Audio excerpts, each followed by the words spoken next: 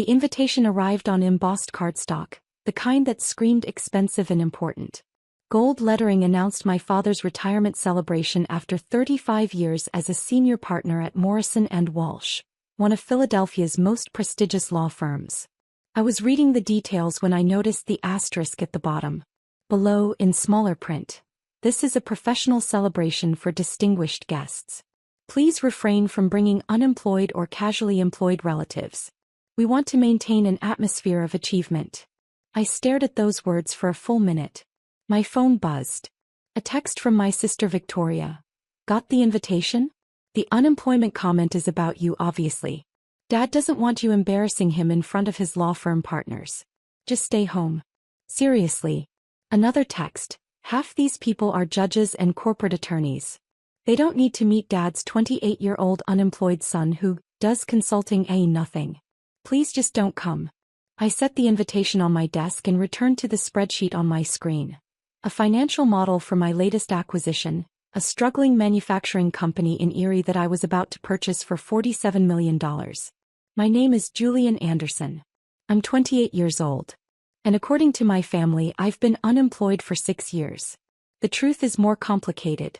I graduated from Penn State at 22 with a degree in industrial engineering. My family expected me to follow my father and sister into law, or at least pursue something they understood: investment banking, consulting at a prestigious firm, corporate management. Instead, I told them I wanted to start my own business. Dad had laughed. Doing what exactly?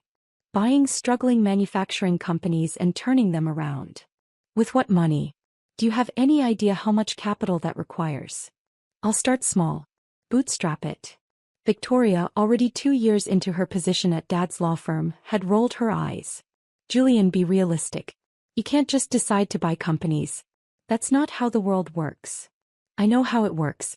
I've been studying." "Studying," Dad interrupted. "Everyone studies. Execution is what matters. And you have no experience, no capital, no network. This is a fantasy." But I'd done it anyway. I started with $50,000 saved from internships and a college fund my grandmother left me. I found a tiny machine shop in Reading, 12 employees, outdated equipment, on the verge of bankruptcy. The owner was desperate. I bought it for $35,000, spent the rest modernizing their most critical equipment, and personally worked the floor for 6 months learning every aspect of the operation. Within a year, I'd tripled their revenue by identifying inefficiencies the previous owner had missed for decades. I sold that company 18 months later for $280,000. I never told my family. They knew I'd started something with a manufacturing company, but when I didn't show up to family dinners in a suit, when I had grease under my fingernails, when I talked about machine tolerances and production efficiency instead of quarterly earnings, they assumed I'd failed. "Still doing that factory thing?" Dad would ask dismissively. "Working on it," I'd reply. "When are you going to get a real job?" "This is a real job. Julian, you're not making money playing around with machine shops. Victoria is on partner track. She's making $240,000 a year. You're what? Breaking even." I'd sold my second company for $1.2 million. But I didn't correct him. Because something fascinating happened when they thought I was failing. They revealed exactly who they were. Victoria stopped inviting me to professional events. "It's just awkward when people ask what you do," she explained. "I can't keep saying you're between opportunities." Mom started introducing me at social functions as our son who's still figuring things out. The pity in her voice was thick enough to cut. Dad simply stopped mentioning me to his colleagues entirely. I became the family secret, the disappointing son who'd rejected their path and predictably failed at his own. But I kept buying companies, kept learning, kept growing. By 25, I owned 4 manufacturing companies generating $8.3 million in annual revenue. By 27, I'd expanded to 9 companies across Pennsylvania and Ohio, with combined revenues exceeding $43 million. I employed 387 people. I'd become known in industrial circles as a turnaround specialist, the guy who could take a failing manufacturer and make it profitable within 18 months. Last year, the Pennsylvania Manufacturing Association named me Emerging Industrialist of the Year. The governor sent a congratulatory letter. Senator Patricia Morrison, no relation to Dad's law firm, personally presented me with the Entrepreneur of the Year award at the state capitol. My family didn't know about any of it. They still thought I was playing around with factories and barely scraping by. Why didn't I tell them? For the same reason I documented everything. I wanted to see how far they'd go. How much they'd reveal about their values when they thought I had nothing. And they'd revealed plenty. Last Christmas, Victoria's fiancé, a corporate attorney, asked what I did. Before I could answer, Victoria jumped in. Julian's trying to make manufacturing work. Very blue collar. Not really our family's thing, but we support his journey. The condescension was breathtaking. At Dad's birthday dinner in March, one of his law partners asked about his children. Dad beamed, talking about Victoria, her cases, her partnership track, her engagement to a brilliant attorney. When asked about me, his smile faded. Julian's exploring some business ventures. Nothing concrete yet. We're hopeful he'll find his footing eventually. I was sitting right there. I'd closed a $12 million acquisition that week. But I said nothing. Just smiled and changed the subject. As I was collecting data. Every dismissive comment, every pitying look, every time they introduced me as their unemployed son, I cataloged it all. And now this invitation. This explicit instruction not to bring unemployed or casually employed relatives to Dad's retirement party. My assistant Jennifer knocked and entered my office. We were in my headquarters building, a renovated factory in Bethlehem that housed my management operations. Julian, Senator Morrison's office called. She wants to confirm your attendance at the manufacturing leadership dinner next month. Tell them yes. I'll be there. Also, the Erie deal final contracts are ready for review. Legal says we can close by next Friday. Perfect. I paused. Jennifer, do you remember that invitation to my father's retirement party? The one with the charming note about unemployed relatives? Hard to forget. What if I attended? She raised an eyebrow. After they explicitly uninvited you? They didn't uninvite me. They just strongly suggested I not embarrass them with my unemployment. But you're not unemployed. You employ nearly 400 people. They don't know that. Understanding dawned on her face. Oh no. Julian, what are you planning? I'm planning to attend my father's retirement party. Just attend? That's all. Well, I might bring a guest. Who? I haven't decided yet. Maybe someone distinguished. Someone who understands achievement. She studied me carefully. You're going to let them discover the truth in front of everyone, aren't you? I'm not going to do anything. I'm simply going to exist. If the truth emerges, that's not my responsibility. You've been waiting 6 years for this. I've been waiting 6 years to see who they'd be when they thought I had nothing. Now I know. What happens next is just natural consequences. Jennifer smiled slowly. You know, Senator Morrison asks about you constantly. She thinks you're the future of Pennsylvania manufacturing. Does she? She told me last week that you're exactly the kind of entrepreneur this state needs. Young, innovative, committed to American manufacturing. She said you're a model for economic revitalization. That's very kind of her. Julian, what if you asked the senator to attend your father's retirement party as your guest? I looked at her. Why would I do that? Because your father's invitation specified distinguished guests only. And Senator Patricia Morrison is literally the most distinguished guest possible. She's on the State Economic Development Committee. She's being mentioned for governor. She just gave you Entrepreneur of the Year. It would be awkward. My family doesn't know about the award. Exactly. Jennifer's smile was wicked. Imagine introducing the senator as your guest. Imagine her talking about what you've accomplished. Imagine your father realizing that his unemployed son is actually being courted by state leadership. That seems cruel. Does it? More cruel than uninviting your son from your retirement party because you're embarrassed by his perceived unemployment. He had a point. Think about it, Jennifer said. You have until Saturday. Over the next 3 days I did think about it.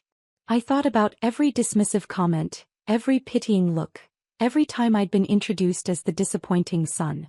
I thought about that invitation, no unemployed or casually employed relatives, and the message it sent. Then I called Senator Morrison's office. Senator, this is Julian Anderson. I have an unusual request. 20 minutes later it was arranged. Senator Morrison would attend Dad's retirement party as my guest. She was actually enthusiastic about it. "Your father is retiring from Morrison and Walsh?" she'd asked. "I know several partners there. This will be perfect. I've been wanting to talk to the legal community about supporting manufacturing initiatives. Plus, I'm delighted to show support for our Entrepreneur of the Year." I didn't tell my family. I simply RSVP'd that I would attend with one guest. Victoria texted immediately, "You're actually coming? Julian, we talked about this. Please don't make this weird." I replied, "I'll be there. With a distinguished guest as requested." "Who? Please tell me you're not bringing some random friend from the factory. Someone appropriate for the occasion." "Julian, this is Dad's big night. These are important people. Just try to blend in, okay? Don't talk about factories or machinery or whatever. Just smile and be normal." "Understood." Saturday evening arrived clear and cold. The party was at the Union League, all old money elegance and Philadelphia prestige. I wore my best suit, custom-tailored, expensive, bought after I'd crossed my first $10 million in revenue but never worn in front of my family. I picked up Senator Morrison from her office. She was in her late 50s, elegant and sharp, with a reputation for supporting Pennsylvania business with fierce dedication. "Julian, I have to admit I'm curious about tonight. You've never mentioned your family knowing about your work." "They don't." "How is that possible? You're one of the most successful young manufacturers in the state." "I never told them. They assumed I was failing and I never corrected them." She was quiet for a moment. "That must have been difficult." "It was educational." "And tonight?" "They're going to find out. Only if it comes up naturally in conversation." She smiled. "Julian, I'm a United States Senator attending your father's retirement party. I'm going to be asked how I know you. What should I say?" "The truth. The truth that you're my Entrepreneur of the Year? That you employ nearly 400 people? That you're revolutionizing small-scale manufacturing in Pennsylvania? If it comes up. It's going to come up." We arrived at the Union League at 6:45. The party started at 7 o'clock, but I wanted to make an entrance. The ballroom was already filling with guests. Lawyers in expensive suits, judges, corporate executives. Dad was near the entrance, greeting people with Mom beside him. Victoria was networking aggressively, her attorney-fiancé Marcus at her side. I watched them for a moment before entering. This was their world, polished, prestigious, all surface and status. Then I walked in with Senator Morrison. The first person to notice was the event coordinator, who clearly recognized the senator. His eyes widened and he immediately approached. "Senator Morrison, this is an unexpected honor. We had no idea you'd be attending." The senator smiled graciously. "I'm here as Julian's guest. He invited me and I couldn't refuse. Julian is one of Pennsylvania's most promising young leaders." The coordinator looked at me blankly. "Julian. Julian Anderson. The guest of honor's son." Recognition and confusion fought on his face. "Mr. Anderson's son? I didn't realize you knew each other." "Julian received my Entrepreneur of the Year award last month," the senator said warmly. "We've worked together on several manufacturing initiatives. He's doing remarkable work." The coordinator's confusion deepened, but he led us into the ballroom. Heads turned as we entered. Senator Morrison was recognizable and people were clearly trying to figure out who she was with and why. Dad saw us from across the room. I watched his face cycle through emotions. Recognition of me, confusion about my suit, shock at seeing the senator, complete bafflement about us being together. He excused himself from his conversation and walked over quickly. "Julian." His voice was strained. "You came. Of course. It's your retirement party. And you brought." He stared at Senator Morrison. "Senator Patricia Morrison," I said. "Senator, this is my father, David Anderson." Dad's professional instincts kicked in. He extended his hand. "Senator Morrison, I had no idea you knew my son. David, congratulations on your retirement. Julian has told me wonderful things about your career." She shook his hand warmly. "And yes, Julian and I have worked together quite extensively. He's one of my favorite success stories." "Success stories?" Dad's voice cracked slightly. "Didn't he tell you? Last month I presented him with Pennsylvania's Entrepreneur of the Year award at the state capitol." His work in manufacturing revitalization is exactly the kind of economic development our state needs. Dad looked at me like I'd grown a second head. Entrepreneur of the Year? It was a small ceremony, I said mildly. Small. The senator laughed. The governor attended, David. It was quite a significant honor. Mom had materialized beside Dad, her face a mask of confusion. I'm sorry, I think there's been some mistake. Julian he isn't. Employed? The senator finished gently. Oh, I understand.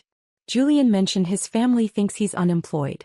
I found that quite amusing, given that he's one of the largest employers in the Pennsylvania manufacturing sector. The blood drained from Mom's face. Victoria appeared, Marcus in tow. She took one look at the senator and her eyes went wide. Senator Morrison? What are you doing here? I'm Victoria Anderson, my sister said, extending her hand with her professional smile. I'm a corporate attorney at Morrison & Walsh. It's an honor to meet you. Ah yes, Julian's sister. He's mentioned you. The senator's tone was polite but cool. I'm here as Julian's guest. He's been too modest about his accomplishments, so I thought I'd attend and set the record straight. Accomplishments? Victoria's smile was strained. Julian, what is she talking about? Before I could answer, one of Dad's senior partners approached. Thomas Morrison, a named partner at the firm. Patricia. I didn't know you'd be here. Senator Morrison brightened. Tom. Yes, I'm here supporting Julian Anderson. You know him, I assume? David's son. Thomas Morrison looked at me, clearly not knowing me at all. Of course. David's son. How do you two know each other? Julian is my most recent Entrepreneur of the Year, the senator said. He's revolutionizing small-scale manufacturing in Pennsylvania. 9 companies, nearly 400 employees, over $40 million in annual revenue. Tom, you should talk to him about his work. It's exactly the kind of economic development story Pennsylvania needs. Thomas Morrison's eyebrows shot up. 9 companies. David, you never mentioned your son was running a manufacturing empire. Dad's mouth opened and closed soundlessly. Oh, didn't you know? The senator's voice held a note of surprise that sounded genuine but probably wasn't. Julian's been quite successful. The Pennsylvania Manufacturing Association honored him last year as Emerging Industrialist of the Year. This year, I had the pleasure of giving him the state's highest entrepreneurial honor. More people were gathering now, drawn by the presence of a U.S. senator. Several of Dad's law partners, 2 judges, a handful of corporate executives. All listening. Victoria found her voice. Julian, is this some kind of joke? No joke, I said quietly. I've been running my companies for 6 years. You just never asked about them. You said you were working with factories. I am. I own them. Marcus, Victoria's fiancé, stepped forward. Wait. Anderson Manufacturing Group. That's you. I nodded. Jesus Christ. We consulted on one of your acquisitions last year. The Erie deal. I had no idea. He looked at Victoria. Your brother owns MG? What's MG? Victoria asked desperately. One of the fastest-growing manufacturing consolidators in the region, Marcus said, his voice faint. They're buying up struggling manufacturers and turning them around. It's brilliant work. The legal community has been watching them for 2 years. The senator nodded approvingly. Julian has a particular genius for identifying value others miss. He sees potential in companies that others have written off. Very similar to how some families write off their own children, actually. The dig was subtle but unmistakable. Several people shifted uncomfortably. Dad finally found his voice. Julian, why didn't you tell us? I tried to, Dad. 3 years ago I mentioned I'd bought my 3rd company. You said I was playing around with factories. 2 years ago, I told you I'd been honored by the Manufacturing Association. You said, that's nice, when are you getting a real job? I don't remember that. I do. I remember every conversation where you dismissed what I was building. Every time you introduced me as your unemployed son. Every pitying look when someone asked what I did. Mom's hand went to her mouth. Oh my God. Victoria was staring at me like she'd never seen me before. The invitation. The note about unemployed relatives. That was about you. Yes. But you're not unemployed. You're wildly successful. Yes. And you just Let us believe you were failing?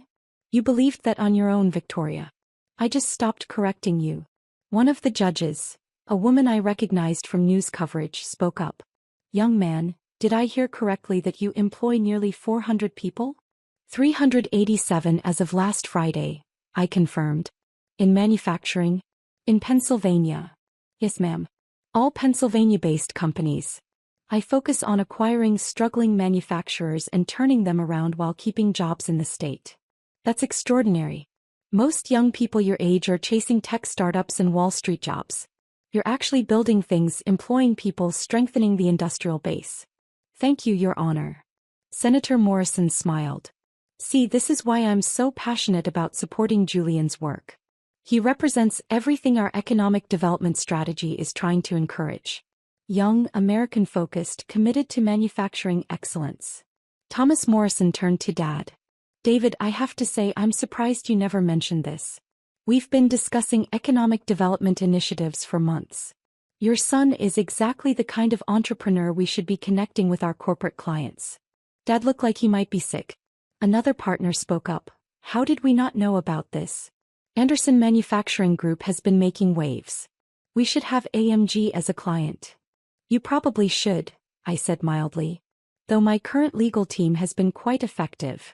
Marcus spoke carefully. Julian, when we consulted on your Erie acquisition, the partner running that deal talked about the client like they were some kind of genius. The way they'd structured the financing, the due diligence, the integration plan, he said it was the most sophisticated manufacturing acquisition he'd seen from a small player. That was a complex deal, I acknowledged. That was you. You structured all of that. I had good advisors. At 27 years old. 26, actually. The Erie deal closed last year. The crowd around us had grown. Everyone wanted to hear about the mysterious successful son who'd been hiding in plain sight. Senator Morrison was in her element, talking about my work with genuine enthusiasm. What impresses me most about Julian is his commitment to the communities where he operates. He doesn't just buy companies and strip them for parts. He invests in them. Modernizes equipment. Trains workers. Last year, his company spent $2.3 million on workforce development programs.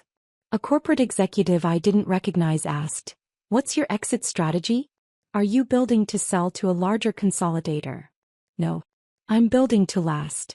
Manufacturing matters. These companies employ real people in real communities. I'm not interested in flipping them for profit. I'm interested in proving that American manufacturing can be competitive, profitable, and sustainable. That's refreshing, the executive said. Most young entrepreneurs are just looking for a quick acquisition. I'm not most young entrepreneurs. Victoria finally pulled me aside, away from the growing crowd. Her face was pale. Julian, I don't understand. How is any of this possible? You're 28 years old. How do you own 9 companies? I started at 22. I've been building for 6 years. With what money? I started with $50,000 from Grandma's college fund. I bought my first company for $35,000. Sold it 18 months later for $280,000. Reinvested everything. Bought the next company. Then the next. Each sale funded the next acquisition. After the third exit, I had enough capital to start keeping companies instead of just flipping them. But we never knew. We never saw any money, any success, any. You never asked to see it, Victoria. You just assumed I was failing. Because you looked like you were failing. You wore jeans to family dinners. You had grease under your fingernails. You talked about machines and factories. Instead of quarterly reports and billable hours? She flinched. That's not fair. Isn't it? You measured success by your standards. Suits and corporate jobs in prestigious firms. When I didn't fit that model, you assumed I was unsuccessful. You never considered that I might be building something real. Marcus approached carefully. Julian, I owe you an apology. Victoria told me you were struggling and I accepted it. I should have asked more questions. Why would you? You trusted what my family told you. They were wrong. Yes, they were. Dad appeared, looking shaken. Julian, can we talk? Privately. We can talk here. Please. I need to understand. What's to understand, Dad? He thought I was unemployed. You were embarrassed enough to put it in the invitation to your own retirement party. No unemployed or casually employed relatives. That was about me. I didn't write that. The event coordinator. You approved it. You read that invitation and thought, yes, that's appropriate. Better keep Julian away from my important colleagues. His face crumpled. I thought I was protecting you. I thought if you came, people would ask what you did and you'd be humiliated by having to explain. Explain what? That I own 9 manufacturing companies? That I employ nearly 400 people? That a United States senator thinks I'm the future of Pennsylvania manufacturing? Yes, Dad, that would have been humiliating. Mom had tears running down her face. Julian, we didn't know. How could we know? You could have asked. Any time in the last 6 years, you could have asked one real question about my work. You could have visited one of my facilities. You could have shown interest instead of dismissal. But you didn't because you'd already decided I was a disappointment. Victoria's voice was small. We're so sorry. Are you sorry for dismissing me? Or sorry that you were wrong about me? She had no answer. The party continued around us, but our small family drama had become the center of attention. Senator Morrison was holding court near the bar, talking about manufacturing policy with several of Dad's partners. Periodically she'd gesture toward me and I'd catch phrases like remarkable young man, and exactly the kind of leadership we need.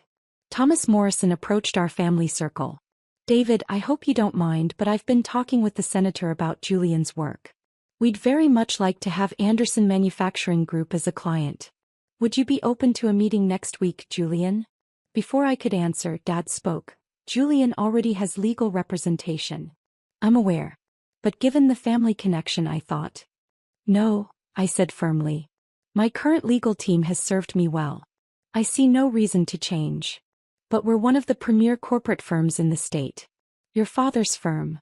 Yes, my father's firm. The firm where my father never mentioned me because he was embarrassed by my unemployment. I think I'll stick with the lawyers who valued my work before they knew my last name. Thomas looked uncomfortable. Of course. I understand. After he left, Dad turned to me with desperate eyes. Julian, please. We made a mistake. Let us make it right. How? By giving me what I never needed. Your approval now that I've proven successful by your standards? Dad, I didn't build my companies for you. I built them because I love this work. Because I believe in American manufacturing.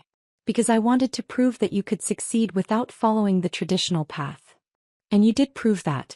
You proved it spectacularly. But you never saw it. You were so convinced your path was the only path that you couldn't see success when it was right in front of you. Victoria spoke quietly. What do you want from us, Julian?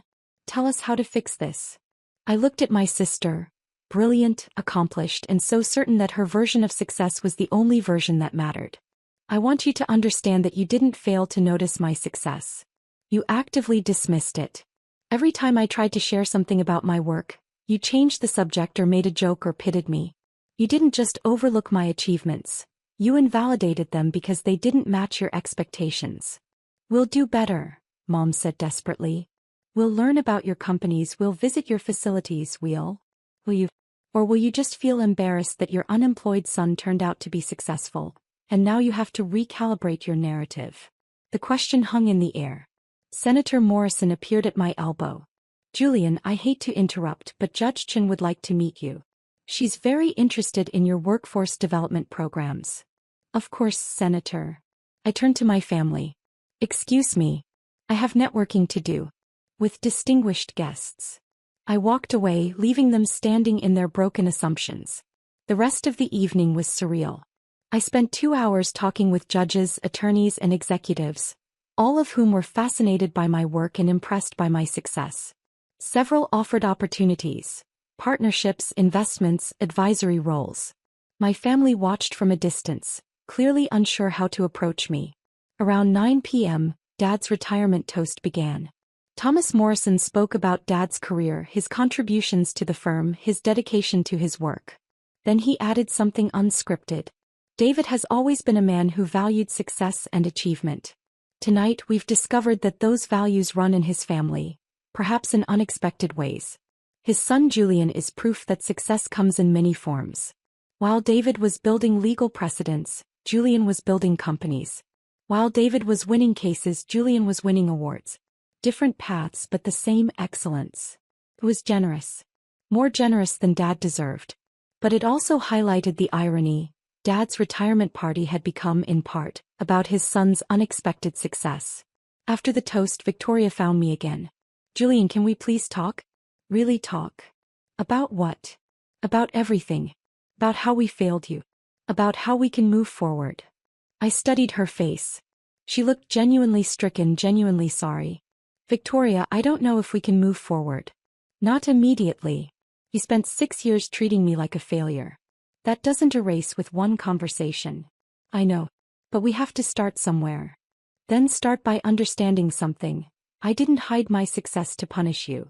I built it quietly because I wanted to see who you'd be when you thought I had nothing. And you showed me. You showed me that your respect was conditional. Your pride was transactional. You loved the idea of me more than you loved the reality of me. Tears were running down her face now. That's not true. We love you. Do you? Or do you love successful me? Because for 6 years, you didn't love struggling me very much. That's not, we always loved you, you just what? Wished I was different? Wished I'd followed your path? Wished I was less embarrassing? She couldn't answer. Marcus spoke carefully. Julian, for what it's worth, I think what you've built is incredible. Not just the companies but the way you've built them. With integrity and commitment. That takes character. Thank you. And I'm sorry I didn't see it sooner. I let Victoria's narrative shape my perception of you, and that was lazy thinking on my part. I nodded slowly. I appreciate that. Senator Morrison appeared one more time before leaving. Julian, thank you for inviting me tonight. It was quite illuminating. Thank you for coming, Senator. I have to say, watching your family discover who you really are, that was something. How do you feel? Tired. She smiled sympathetically. I imagine so. But Julian, remember this. You built something remarkable with no support from them. That's not a burden, that's proof of your strength. Whether they come around or not, you've already succeeded. I appreciate that. And one more thing. Next month's manufacturing leadership dinner. I'd like you to speak. Just 10 minutes about your journey, your philosophy, your work. These are the state's top industrial leaders. They should hear from you. I'd be honored. After she left, I found my parents one more time.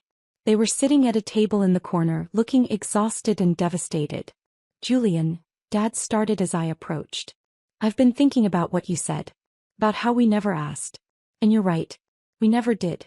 We just assumed and we were wrong. Yes, you were. Can I ask now?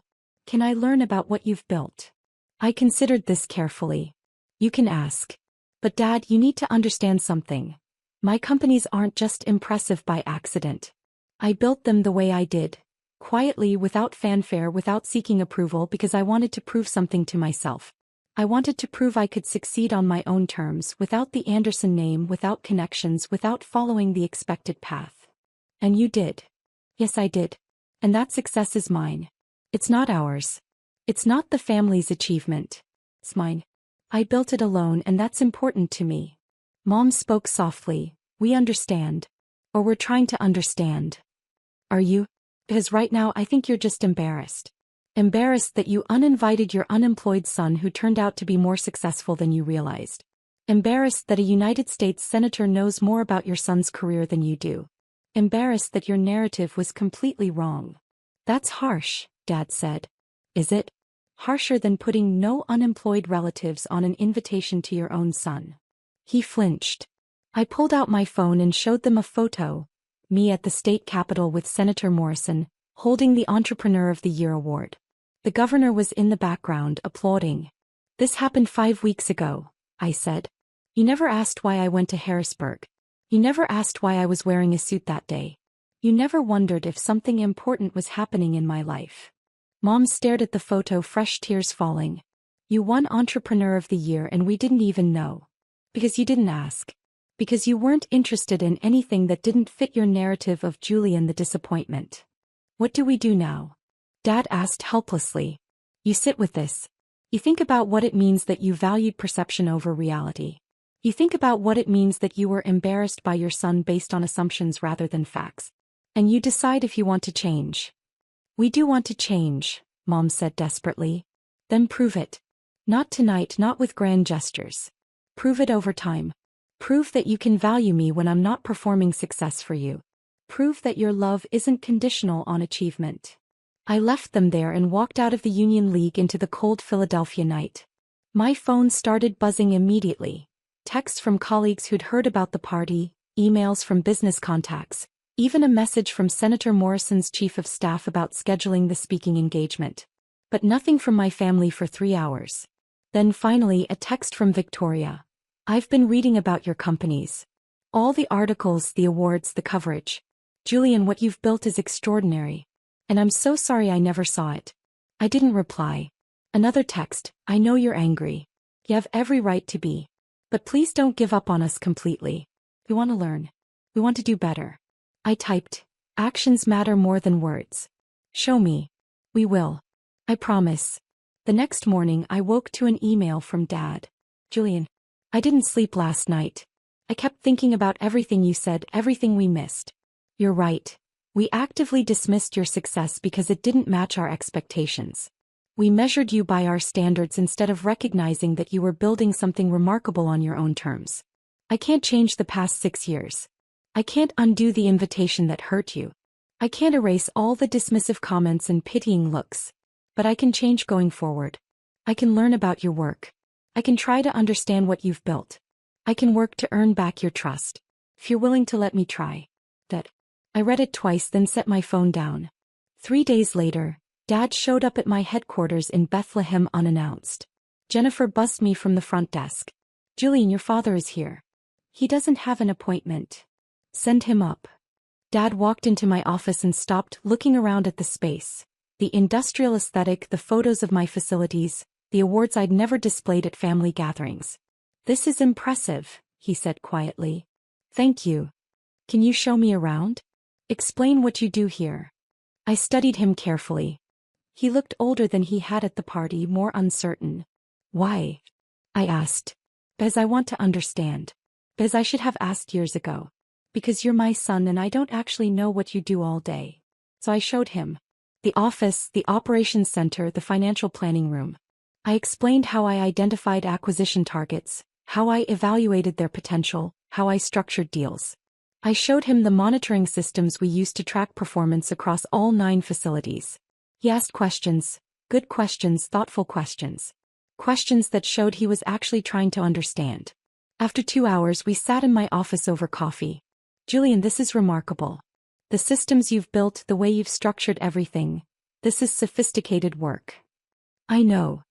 Why didn't you tell us? I tried to, Dad. You didn't want to hear it. He nodded slowly. I've spent my career being certain I knew how success worked. Law school, prestigious firm, making partner. That was the path. When you chose differently, I thought you were making a mistake. I wasn't making a mistake. I was making a choice. I see that now. But Julian, I need you to understand something. It wasn't about you. It was about me. About my fear that if your path worked, it meant my certainty about the right path was wrong. That stopped me. What do you mean? I mean, I was threatened by your success. If you could build something remarkable without following my path, it meant my path wasn't the only way. It meant all my certainty was just preference, not truth. So you dismissed me to protect your worldview? Yes. And that's inexcusable. We sat in silence for a moment. Can I ask you something? Dad said finally. The invitation. The note about unemployed relatives. Did you know about it before the party? Yes. Victoria texted me to make sure I understood I wasn't welcome. And you came anyway. I came with a United States senator who'd given me Entrepreneur of the Year. He smiled sadly. That was quite a statement. It was the truth. You wanted distinguished guests only. Senator Morrison is literally the most distinguished guest possible. Fair point. He paused. Are you glad it happened the way it did? The public discovery. I thought about this carefully. I'm not glad you dismissed me for 6 years. I'm not glad I had to watch my family value Victoria's achievements while devaluing mine. But I am glad the truth came out in a way that couldn't be minimized or spun. You couldn't claim it was a small success or a lucky break. The senator made sure everyone understood exactly what I'd built. She was quite effective. She was honest. That's different. Dad finished his coffee and stood. Thank you for showing me around. I know I don't deserve your time, but I appreciate it anyway. Dad, I don't hate you. I'm just tired of being underestimated. You won't be anymore. Not by me. Over the following months, my family made efforts. Dad visited my facilities, asked questions, learned about manufacturing. Mom attended a workforce development graduation ceremony at one of my companies. Victoria connected me with corporate clients who needed the kind of operational restructuring I specialized in. They were trying. But the relationship was different now. There was a distance, a carefulness. They'd seen who they were when they thought I had nothing, and I'd seen it too. That knowledge couldn't be erased. 6 months after Dad's retirement party, I was having dinner with Victoria and Marcus. She'd been reading everything she could find about my work, trying to understand what she'd missed. Julian, can I ask you something? Why manufacturing? Of all the things you could have done, why buy factories? Because manufacturing matters. It's tangible. It creates real value. And everyone had written it off as dead, which meant there was opportunity. I could buy struggling companies cheaply, fix what was broken, and prove that American manufacturing could still be competitive. And you were right. So far. What's next? More acquisitions. Some. But I'm also looking at vertical integration. If I own companies at different points in the supply chain, I can reduce costs and improve quality. Marcus leaned forward. That's brilliant. Most people wouldn't think at that scale. Most people were trained to think inside existing structures. I didn't have that training, so I thought differently. Victoria smiled. You mean you didn't go to law school? Exactly. Do you resent us? She asked suddenly. For pushing you toward law, for dismissing you when you chose differently? I did resent you. For a long time. But now I'm just grateful in a strange way. If you'd supported me from the beginning, I might have sought your approval instead of building something independently. Your dismissal forced me to prove myself to myself, not to you. That's a generous way to frame it. It's honest. You gave me a gift, you just didn't mean to. She was quiet for a moment. I've been thinking about the invitation. The note about unemployed relatives. Every time I remember it, I feel sick. Don't. It taught me who you were when you thought I had nothing. That's valuable information. And now? Who are we now? You're trying. That's something. But Victoria, you need to understand, I don't need you to be proud of me now. I needed you to respect me then. The fact that you're proud now that you know I'm successful, that's about you, not me. She nodded, tears in her eyes. You're right. And I'm sorry. I know. A year after the retirement party, Senator Morrison invited me to speak at the State Economic Development Summit. The governor was there along with business leaders from across Pennsylvania. My family attended, all of them. They sat in the audience as I spoke about building sustainable manufacturing, about the importance of investing in people and communities, about proving that American industry could compete globally. After my speech, the governor approached me personally. Mr. Anderson, I've been following your work. We'd like to discuss some policy initiatives around manufacturing revitalization. Would you be interested in serving on an advisory committee? I'd be honored, Governor. I saw my father watching from across the room, pride and regret both visible on his face. After the event, we had dinner. Me, my parents, Victoria, and Marcus. It was easier now, more comfortable. They asked real questions. They listened to my answers. They treated my work with the respect it deserved. But I never forgot who they'd been when they thought I had nothing. That night as I drove home alone, I thought about the journey. 6 years of being dismissed. 6 years of building in silence. 6 years of watching my family reveal who they really were. And then one night, one retirement party, when everything changed. People asked if I'd planned it.